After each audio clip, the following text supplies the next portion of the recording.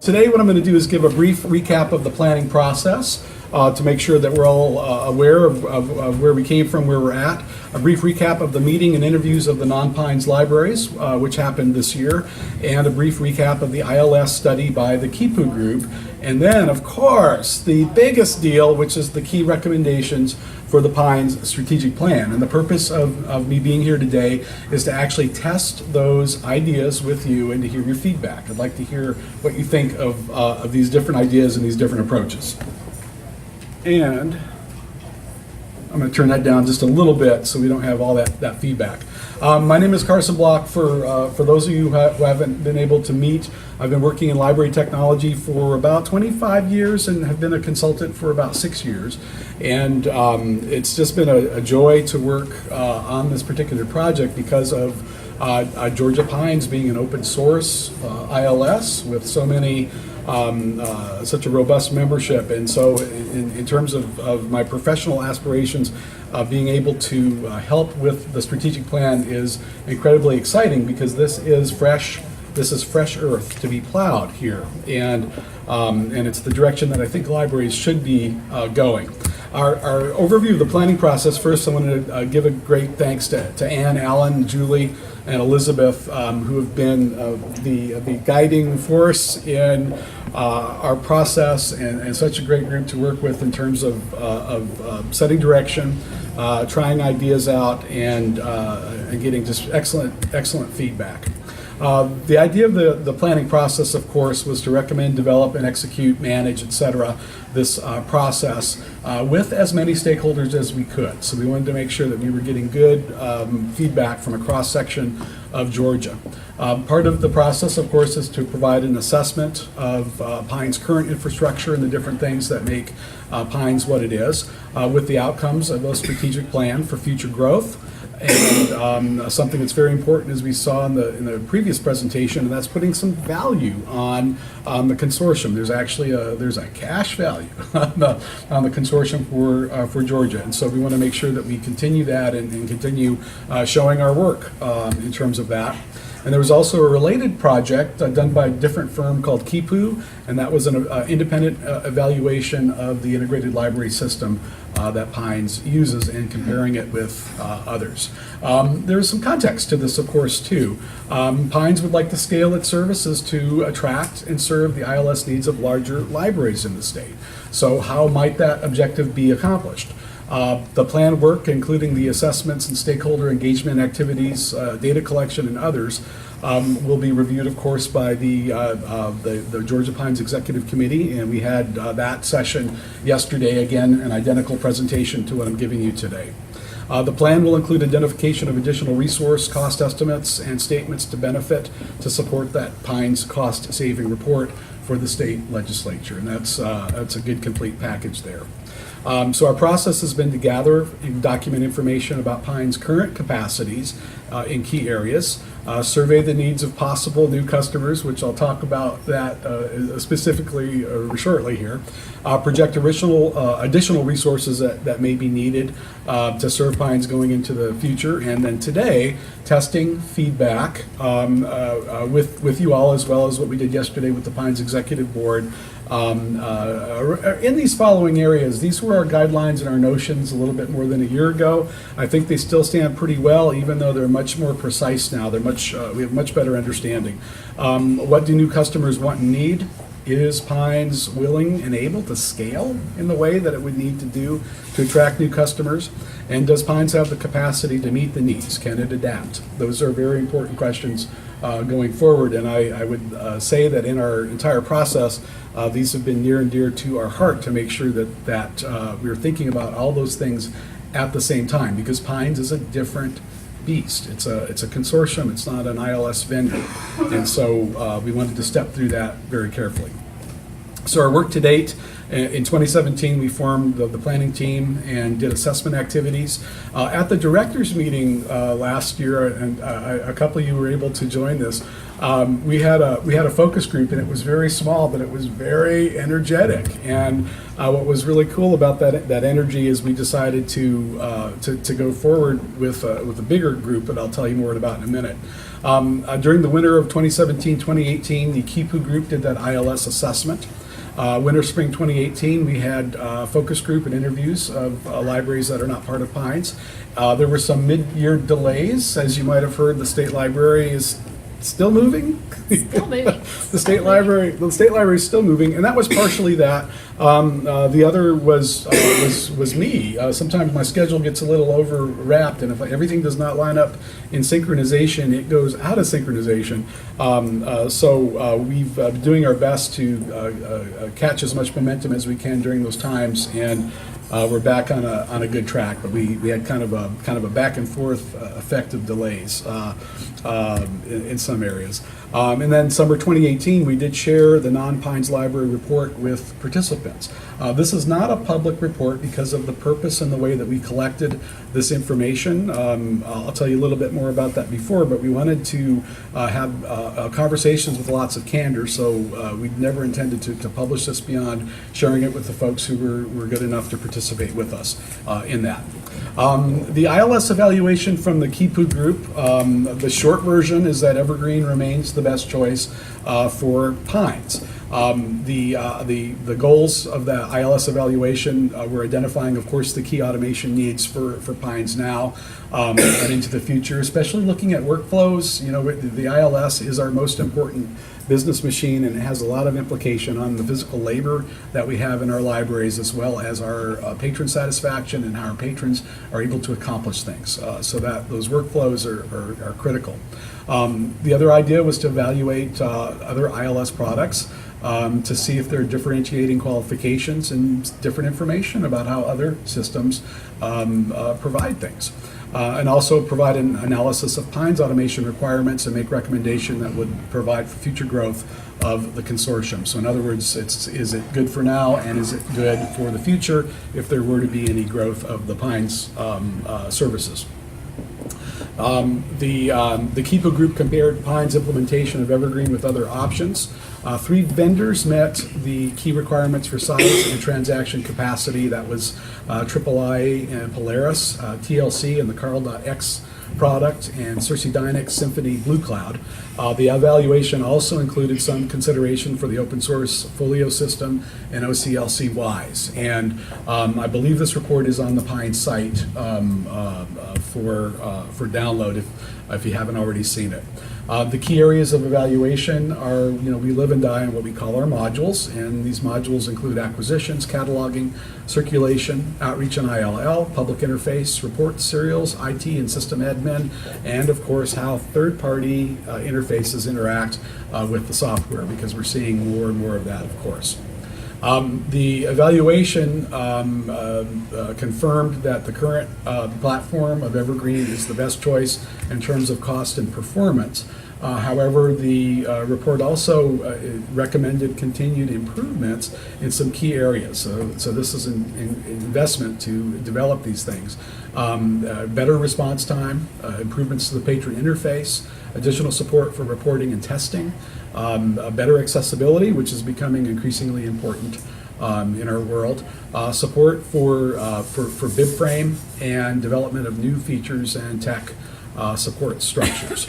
What I wanted to do is check in with Melissa of KIPU to see if she was still feeling the same way, because the report was released over the summer, and so I talked to her just a few weeks ago, and she essentially said yes, she feels the same. The things that were in her memory were the speed issues and pack updating as outlined in the report. And but she also said that she didn't think any of the other systems had progressed in any key way that would change her assessment, even at this point in time. So in short, she says as long as PINES and the Evergreen community, those are 2 different entities that work together, keep the software moving forward, it should have a long and happy life. So I'm not qualified to speak to Melissa's evaluation, but I did want to share the highlights with you so that you understood that context. I thought that was very important.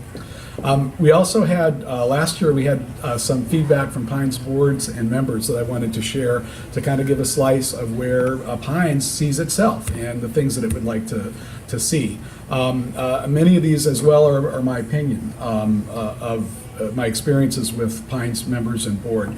The first thing is that PINES is a very engaged community.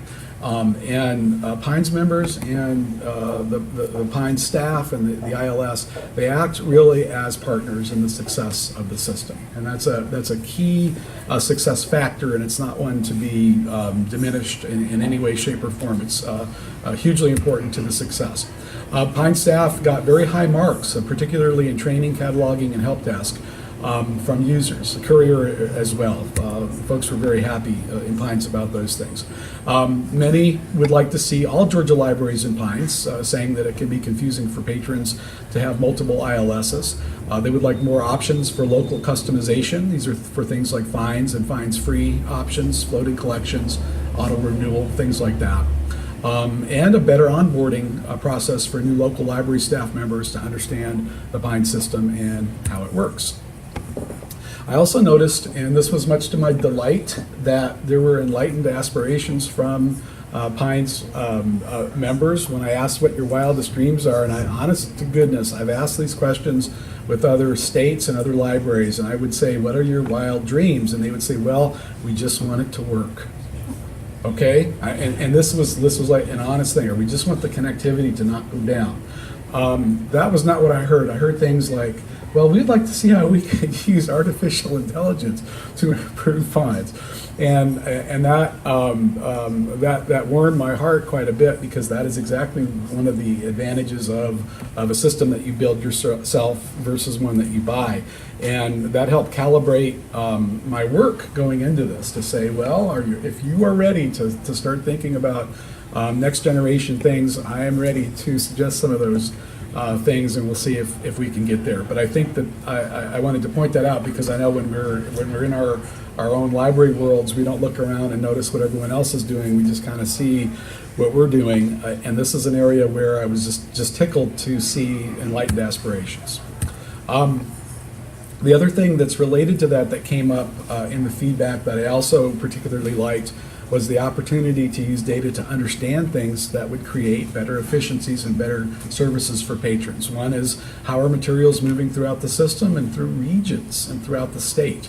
And what can the software do to help keep shipping to a minimum and to keep things as efficient as possible? How can we use more data more powerfully to understand and craft policies? Like when we're having a policy decision, most of the time that we all come in with anecdotal experiences that we're having locally. It might be interesting to see, is there a way to actually leverage some of that out into a data framework to help us make decisions about policies and to make that part of the conversation. The other is opportunities to collect other data to use predictive analytics, which I should have put that in quote, because I always say that tongue in cheek, because my favorite predictive analytics are the weather report and the stock market report. Neither of which are guaranteed for any accuracy at all, but boy, we spend a lot of money and a lot of effort on the weather report and the stock market report, right? I think that we actually have a little bit better chance on a more contained sort of data set with a lot less at stake to actually look at data to make decisions. And this, of course, would always be data that's not ever sacrifices or even gets close to sacrificing patron confidentiality and privacy. We have an obligation for that by law, but I think more importantly by culture. This is just something that we do. At the same time, I think that we're missing some opportunities there, and some of these were echoed from PINES members. Now I'm going to talk about the feedback from the non-PINES library group. That was extremely dynamic, extremely fun to dig in and explore that. We had a really promising gathering last year at this time. Again, it was a small group, but very energized, and we agreed that a follow-up, more in-depth sort of opportunity might be good. And in fact, at that point in the process, we envisioned that what I might be doing is individually interviewing each library director for this process. And instead, we thought it might be a really good idea to get all together and talk about this. So we made that happen. We also decided to have a split focus on technical and governance issues, because they're very separate. Even though we often ask the same questions on the technical side and the governance side, they have different implications. And so we wanted to make sure that we investigated those within their own realms. So on March 5th, 2018 in Atlanta, and you hosted us at one of your libraries, We had a non-Pines library meeting and many Pines staff, and we all sat together in a big circle and had a conversation about those issues.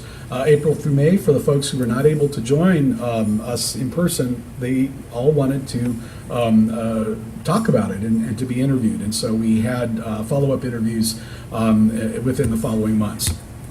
The process that we used, and we went, because we wanted a lot of candors, we used what's called Chatham House Rule, which is a way for people in a public meeting to talk about things without attribution. So we're capturing the thoughts that are captured, but not who said those thoughts. The idea is to have a free flow of information and to kind of get down to the bone on things. We discussed technical topics around the areas of library challenges, needs, and to a very fine point, what makes Pines a viable option or what makes Pines a deal breaker. We asked the identical questions around governance because, again, that's a pretty good set of questions to frame the technical side, which can be a deal breaker, and the governance side, which can be a deal breaker.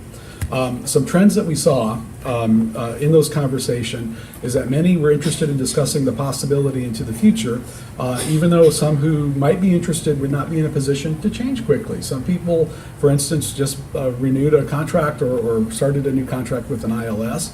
We know that changing an ILS, that's not something you want to do in 5 minutes. It's a deliberate process, but that was one of the things that came up.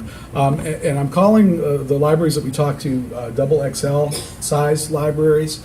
They have individual and specific environments, needs, and board objectives. And that was a key takeaway, I think, for everyone to have an understanding that there's a difference in the environment that we all operate in, but especially in the Metro Atlanta libraries, there are differences even within those slices of the community there, especially with such a growing community. Many non-Pines libraries have less experience with resource sharing using the ILS as a platform for resource sharing. That was also a key discovery in our findings. And there's more, and I'm just going to wrap those into the recommendations because these kind of go into where we're heading with that. So for the key recommendations for the Pines strategic plan, some of this is, of course, based from my perspective as the consultant hired to do this work. But I think it's very important to share with you these biases and rationale behind them. Number one, I think Pines is doing what all modern libraries need to do to thrive in the technological age, which is build versus buy. I'm going to be very clear that I'm very pleased that we have any ILS vendors or any technology vendors in libraries. I'm very happy that we have someone serving the market of libraries because we need all the help that we can get. I also want to say that our ILS systems are legacy systems built on legacy technologies, and they are getting long in the tooth. They no longer have the flexibility under the hood, and I don't see an actual authentic willingness to change that on the market side.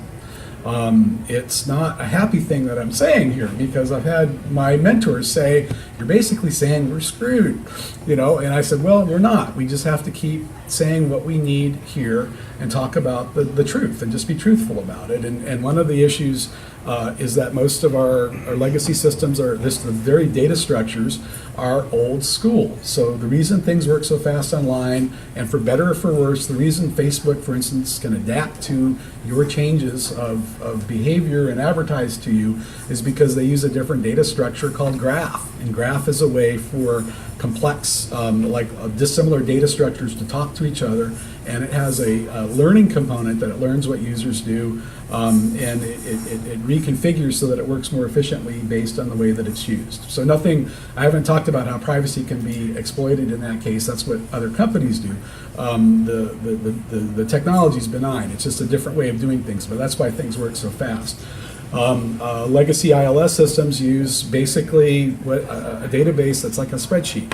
And so every time it needs to do something, it has to look something up on that spreadsheet. And it can be pretty fast, but when it's doing lots and lots of lookups on a spreadsheet, it's just not as efficient. And so I'll get off. I could talk about that all day, as you could probably tell. I'll get off my rant about that, but the reason that this is important is because For the library community in general, to go forward, we have to understand more about the base technologies that we're using to serve patrons, and we have to have our hand in that to influence that. And PINES is doing that using the Evergreen platform. And I think that is an extreme asset and something that's part and parcel to the plan. And I was very happy to hear that the ILS Evaluation agreed, which had nothing to do with philosophy, but had everything to do with functionality, agreed that the Evergreen platform is still the best way for PINES to go. Another important aspect is the PINES relationship between members and the organization is strong and flourishing. It's based on shared values, on shared goals, shared objectives, and lots of hard work all around the table. There's a dynamic and a symbiotic relationship and a very collegial atmosphere within the PINES community. And a very high value is given to resource sharing and cohesion agreement on key ILS policies. So these are essential elements moving forward.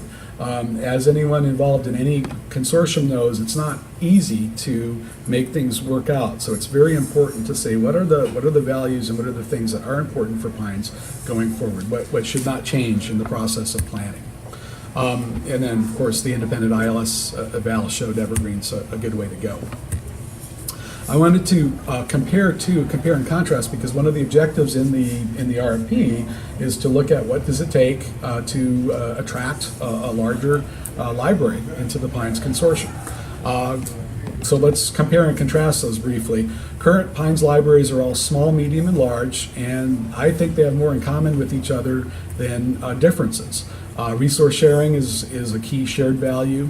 There's no conflicts that libraries have had in placing a high value on PINES, the community, and being compatible with their local boards and their local governance. That has not come up in any of my conversations as any conflict. Key difference: the PINES folks consider themselves partners with their ILS provider, which is PINES. They're partners with their ILS provider. For many non-PINES libraries, and I don't want to generalize, so I won't say everybody, it's just for a number. Some of which might be considered double XL. There's key unique environments and needs, and that's the biggest takeaway, especially like if you're from the PINES perspective, to understand that the larger libraries, especially the Metro Atlanta libraries, are unique environments. Even though they're all in the big city, they are serving different needs, and they've got different situations. There's less experience with resource sharing via the ILS, and that resource sharing is one of the strengths of PINES. So that's an area to be aware of. Some perceive possible conflicts between being a member of the PINES community and proper alignment to their communities and to their governing boards, and that's a very real issue to take on and to understand as part of our process of going forward. The other that's key to me is that, and as well they should, libraries not on PINES consider themselves customers of their ILS vendor, and that's because it's true. They're customers of their ILS vendor, but there's a very different dynamic in those relationships, and there's pros and cons to both, so I'm not making a value judgment, but I think it's very important to call that out as we're going forward with strategic planning to understand what PINES is, what the community's like, and the environment or the folks that we'd be talking to about possibly joining PINES and the differences that they have. I think, too, throughout all this, there's some incredible opportunities for adding non-PINES libraries to the collective. One, of course, is the economy of scale for the overall state PINES investment. We know that means less taxpayer dollars going to redundant ILS systems and allows for non-PINES libraries to use ILS funding for other needs. Also leveraging increased resource sharing to offset mobility and transportation challenges in Atlanta. I think I heard it's the number 5 most challenging place to get around by vehicle. I think I heard that. Busiest, I can't remember. It was just recently. I don't know if that was just the U.S. or the world, but I'm guessing the world, having been in Atlanta. The other thing that I think is very exciting is the idea of the law of big numbers benefits of adding large Atlanta metro libraries, because one of the differences is that there's more opportunity, I think, to help foster, create, and reap immediate benefits of new leading edge and bleeding edge approaches that involve the ILS. I think it would be a fertile hotbed for tech pilots and to try things, because there's places to try things, there's places to pilot things and to stage them in a way that's not possible when we're talking about a small, especially small libraries. Some mediums could do it, and some of the large could possibly do it. But when you have a massively multi-branch system, there's a lot of opportunities to try targeted pilots and to do things. And I think that's kind of the soft piece on here. But I think that's very it's very tantalizing to me, because I don't think we do enough piloting in libraries. In fact, we turn things on technologically and they don't work, and we go, golly, that's horrible. I wonder why it doesn't work. Well, that's because we're not kind of taking that pilot approach. Furthermore, the onboarding of Live Oak was an incredibly rich experience, providing a basis for better understanding of the needs of possible and future XXL libraries. That would be the successes and the lessons learned. And PINES has done a really good job of doing internal assessment, after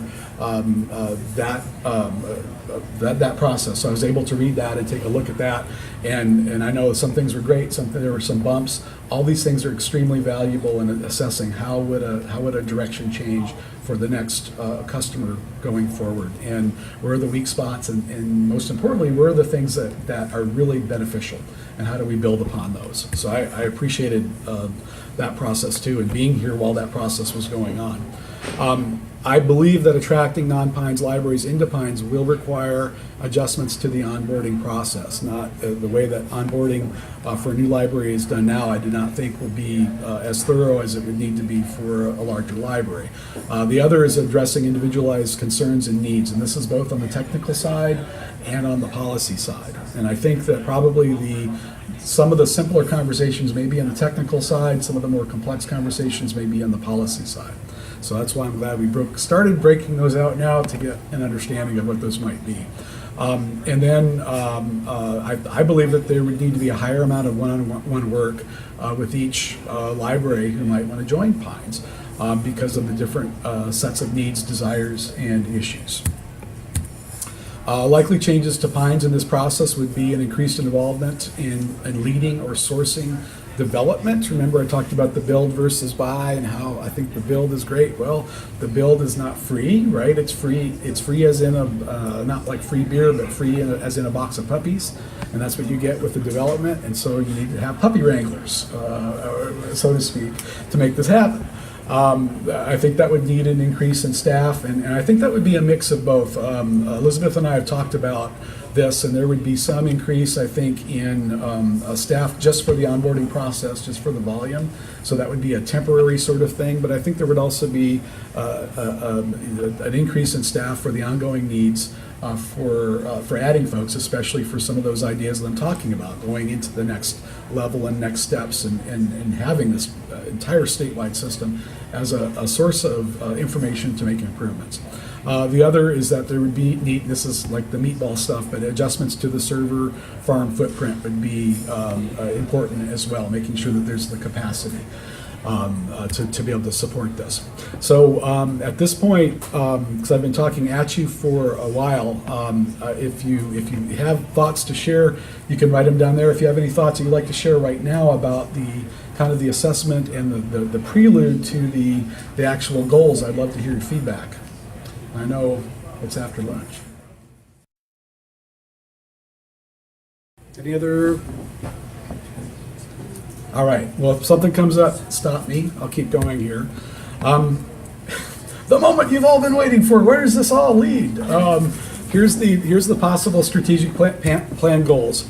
There's just two. There's just two at this point, because I think two captures things quite well. The first goal would be to develop PINES resources into next generation ILS services for all members.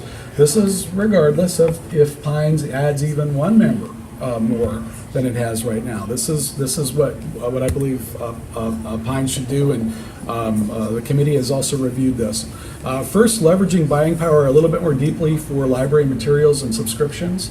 I think we need to get very savvy and continue to be savvy about licensing, and to use the size of the consortium to leverage buying power. Also scanners. There was an upgrade for non-PINES libraries. There was an upgrade to a digital barcode, which was awesome, and then we discovered that there were some folks whose older barcode readers were having trouble reading the screen on there. So it was time to upgrade those, and a group purchase, of course, can help with things like that. Create more flexible training materials and methods. I would say that most of us we live in a multimodal world. We don't use just one mode for learning. That's why there's an opportunity for folks to speak here, but there's also a place to write things down if you want to give me feedback. Including on-demand sorts of training, just-in-time training for both library staff and patrons. And this might be an opportunity to do something that would be very leading edge, like a chatbot for certain applications, to automate and to step through a learning process. Anything that you've designed a curriculum for and you have questions and answers for is also a candidate for a chatbot for that sort of interactivity. Some people hate that, some people absolutely love that and prefer that option. But I think that the idea is multimodal, thinking of different ways that people learn and meeting those needs. The integration of e-materials into the catalog, whatever we have now, we're going to have more of, and we're going to have more dissimilar types of e-materials that need to be integrated into our catalog system. So we know how we're struggling with that now. There's going to be even more coming, because we're not moving away from physical materials, but we are adding a lot of materials that are digital and that are only licensable. Or maybe they can't even be bought. Maybe they're just available, and we also need to integrate those materials. So the simplest example would be Project Gutenberg. But there's a lot of other things out there that we're missing the boat on, I think, as far as connecting our patrons to, because we're not able to connect those. So I think having that integration as a strategy is important. Also help with the collaborative marketing of PINES services, getting the right messaging out to the right folks, so that they know what PINES is and what services are available. And this is very specific, but this kept coming up, and this is investigating a PINES free approach for library materials. Just repeating here what you saw earlier that I talked about for a little bit, which is the opportunity to use data to understand some key things, especially in the physical moves, since we all spend so much time doing that, looking for ways to get efficiencies, but also thinking about what frameworks might we need, what data might we want to have to make great decisions about our ILS services. I also think, because of the great ideas were not a problem with PINES members. There was no problem with ideas. So my way of thinking, I always go to, well, how do we handle the volume of ideas in a way that's equitable and fair and efficient? And I think that PINES needs a new platform to identify, to prioritize, and to act upon known needs and to anticipate new needs. So under known needs, I think there just needs to be a new platform to submit ideas, to vet ideas, to discuss ideas, and then just a very visible way to have those rise to the top for being resourced and being worked on. That's something that's different than with an ILS vendor. We ask for things with an ILS vendor, and if there's enough of us to make it a viable product for them, then that's something that they may act upon. It's a little bit different here. We'd have to invest in the solution, but I think that I see this being very fertile sort of thing, because people have ideas. I think we also need to anticipate new needs, things that maybe people have not thought about yet, but if we're looking at data correctly, we can identify emerging needs as they're starting to pop up. And again, I will continue to say this every time I talk about data in libraries. This is without sacrificing patron confidentiality and privacy. That's a foundation. But I believe that we have to start talking about this a little bit more, because I think that people are anticipating services that we are not able to provide because we don't look at things that way right now. So I think it's okay to not do that, as long as we do it consciously, that we say we're not doing that. Just need a more complex conversation about that. The second goal, goal number 2, is building a stronger relationship with non-PINES libraries. This has a number of possible elements that I think they kind of work sequential, some of them work in parallel. But one is taking a much deeper dive into the needs of non-PINES libraries. Just through our initial conversation, we got a very good look at the differences and how each system are different as well. I think that PINES could encourage or help facilitate a test of ILS-based resource sharing, because I think it would be good to practice a little bit and see what happens, and to learn from the information, the data that's generated from that, and the experiences that people have, because that's a key part of the PINES system. Also, the other awesome thing is, being big libraries, RFPs are created. I think it would be really nice to collect those RFP requirements and to understand those RFP requirements and think about them inside of PINES. Other possibilities include forming a PINES community of non-PINES libraries, so a continuation of what we started with the gathering and the conversations, because nothing is standing still these days, and I think we need to have ongoing conversations to understand what's moving, what's staying still, etc. If there were to be a first double XL size library pilot, PINES would need an initial increase of resources. Again, I think both in temporary help as well as regular staffing. And then I think it would be very important to learn from these experiences and understand what a phased approach would look like for onboarding one of the larger libraries. There's a few other plan elements that are important. I'm not sure exactly where they fit within the suggested strategic directions, but these are also very key to the success. One is further developing connections with the PINES member community. Communication within our organizations is probably the hardest thing that we all face, and that this is an ongoing issue, and I think within PINES itself, this needs to have good attention given to, and to make sure that good communication is facilitated, so that there's good ways to do it, and if the ways that are being used aren't working well, you abandon them and use something else. But the idea is that the right messages are connecting, because there are a lot of moving parts. There would be a lot of continued staff development within PINES, which is very important, as well as those learning opportunities that we have for PINES members and for patrons. There would be an increased involvement in Evergreen and other appropriate open source communities. Evergreen, of course, is the open source platform and is very important, but once you go down this road, you understand that there's a lot of options that are not necessarily library specific. They are just out there and available for bringing in as something to integrate.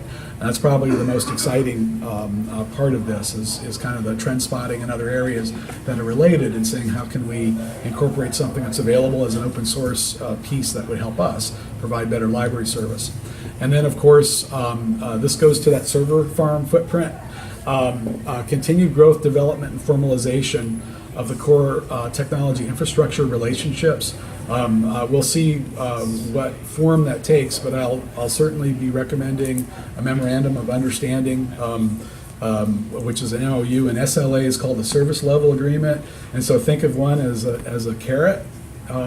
That's the MOU. The SLA is kind of a stick, and so I don't want to suggest an SLA within this context unless that's agreeable and a good thing for the state. But we at least want an MOU, and the reason is because often our state agencies or local agencies are supportive of libraries and library technology, but they don't fully understand it, especially that differential between the patron side and the staff side. And so if we don't if we don't have an understanding of what's proper in terms of treating those customer groups differently, bad things can happen, and we want to prevent that going forward. So I think at minimal an MOU to cover that. At the same time, I want to be really clear. I think that leveraging off these resources to state assistance is really good, because that's one of those places where you get great economy of scale, and you also get the law of big numbers, because it's at some level to the state, this is just another rack of hardware for them to keep on, to keep power on, to keep backups running, things like that. Those things are good. We just want to make sure things that are more nuanced are understood and agreed upon and visible, so that we're all on the same page. And so those are the strategic directions. Does anyone have any comments or feedback? Yes.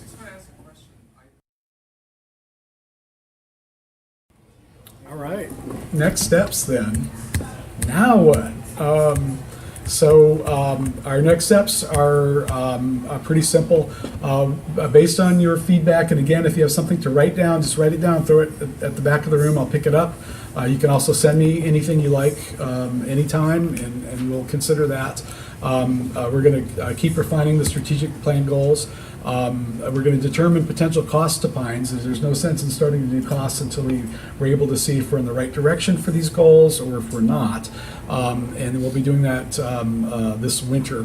Also starting to create and complete that financial impact statement for the Georgia General Assembly.